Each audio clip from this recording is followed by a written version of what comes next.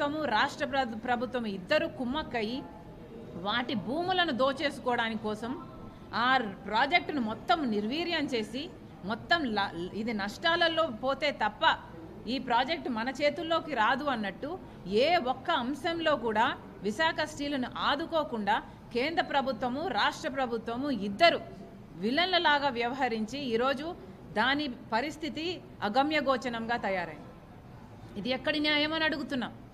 ఆంధ్ర రాష్ట్రానికి చెందిన తలమానికం వైజాగ్ స్టీల్ అయినప్పుడు అలాంటి ప్రాజెక్టును కూడా మీరు పరిరక్షించకపోతే ఇంకా మీరు ఎలాంటి ప్రధానమంత్రి? అందుకే దానికి కూడా మీరు క్షమాపణ రాసివ్వాలి అని కాంగ్రెస్ పార్టీ డిమాండ్ చేస్తుంది. ఆంధ్ర రాష్ట్ర విభజన హక్కులలో 5వది ఆంధ్ర రాష్ట్ర విభజన హక్కులలో ఏ ఒక్కటి కూడా మోడీ గారు ఇంతవరకు నిలబెట్టుకుంది లేదు. కడప స్టీల్ ఫ్యాక్టరీ అయితేనేమి, రాయలసీమకు నార్త్కు స్పెషల్ ఎకనామిక్ జోన్ ప్యాకేజ్ అయితేనేమి, రైల్వే జోన్ అయితేనేమి, దుగరాజపట్నం పోర్ట్ అయితేనేమి, ఒక్కటంటే ఒక్కటి కూడా ఏది పోలవరము రాజధాని స్పెషల్ స్టేటస్ ఇవన్నీ కాకుండా పెద్దవి చిన్నవి ఏ ఒక్కటి నిలబెట్టుకోనందుకు మోడీ గారు సమాధానం చెప్పాలి. ఎందుకు నిలబెట్టుకోలేదు? ఒక్కటైనా ఎందుకు నిలబెట్టుకోలేదు అని అడుగుతున్నాం. మీకు ఏమాత్రం చిత్తశుద్ధి ఉన్నా ఆంధ్ర రాష్ట్ర ప్రజల మీద ఇది చేయలేకపోతున్నాము, దాని బదులు ఇది చేస్తాము అని మీరు చెప్పాలి. కానీ ప్రధానమంత్రిగా ఉండి ఒక్కసారైనా ఒక్క సమాధానం కూడా చెప్పకుండా కనీసం ఇక్కడ ప్రజలు ఉన్నారు, వాళ్ళకు విలువ ఇవ్వాలి, వాళ్ళకు ఎక్స్ప్లెనేషన్ ఇవ్వాలి, వాళ్ళకు భరోసా కల్పించాలి అన్న మనసు మీకు ఎప్పుడూ రాలేదు.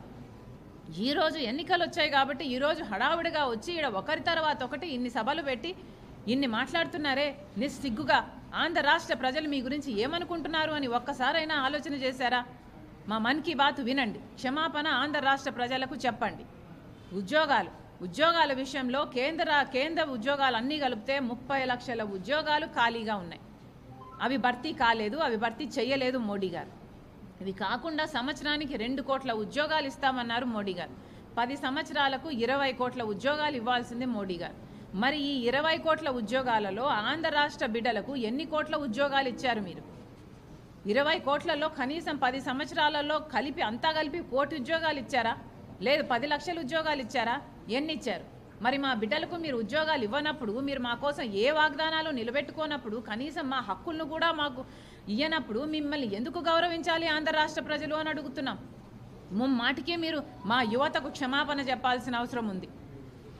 7వది ఎస్సీ ఎస్టీ బీసీ మైనారిటీలకు వీళ్లకు రక్షణ కల్పించాల్సిన బాధ్యత ప్రధానమంత్రికి, కేంద్రంలో అధికారంలో ఉన్న పార్టీకి ఉంటుంది. కానీ బీజేపీ ఒక మతతత్వ పార్టీ. మరి మీరు మణిపూర్ లాంటి ఘటనల ద్వారా ఏం భరోసా కల్పిస్తున్నారు ప్రజలకు? ఎస్సీ ఎస్టీ బీసీ మైనారిటీలకు వాళ్ళు కేటాయించిన నిధులలో ఏమాత్రం ఇస్తున్నారు? కనీసం వాళ్ళకి ఈరోజు వాళ్ళ ప్రాణాలకు కూడా రక్షణ లేకుండా పోయింది. ఎన్ని దాడులు జరుగుతున్నాయి వాళ్ళ మీద. మా రాష్ట్రంలోనైనా ఎన్ని దాడులు జరుగుతున్నా మీ కమిషన్లకు వచ్చి మేము రిపోర్టు చేసినా ఒక్కసారైనా స్పందించలేదు. ఎందుకు అని అడుగుతున్నాం. ఈ అట్టడుగున ఉన్న వర్గాలందరికీ మీరు క్షమాపణ చెప్పాల్సిన అవసరం మాటికి ఉంది. కరప్షన్ ఆంధ్ర రాష్ట్రంలో ఎంత విచ్చలవిడిగా కరప్షన్ జరుగుతుంది అని మేమే అంటాం కాదు, మీరు మోడీ గారు అమిత్ షా గారే మా దగ్గర సభలు పెట్టి ఇప్పుడు గింజుకొని అరుస్తున్నారా? ఏమండి, మీకు 10 సంవత్సరాలుగా మీరు అధికారంలో ఉంటే ఇక్కడ జరుగుతున్న కరప్షన్ మీకు అర్థం కాలేదా? 5 సంవత్సరాలుగా దత్తపుత్రుడు అని జగన్మోహన్ రెడ్డి గారు అంతగా కౌగలించుకున్నారే, మరి 5 సంవత్సరాలుగా మీకు అర్థం కాలేదా ఇక్కడ జరుగుతున్న కరప్షను? శాండ్ అయితేనేమి, ల్యాండ్ అయితేనేమి ఎన్ని కరప్షన్లు జరుగుతున్నాయని మీరు చెప్తున్నారే ఇప్పుడు.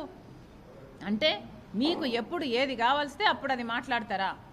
ఏం మాట్లాడుతున్నారండి? ఇప్పుడు కరప్షన్ ఇప్పుడు మాట్లాడుతున్నారే. మరి అధికారంలో ఉన్నది మీరు కదా, కేంద్రంలో మీరు అధికారంలో ఉన్నప్పుడు మీరు కాపలా కుక్క కాదా దేశం అంతటికి?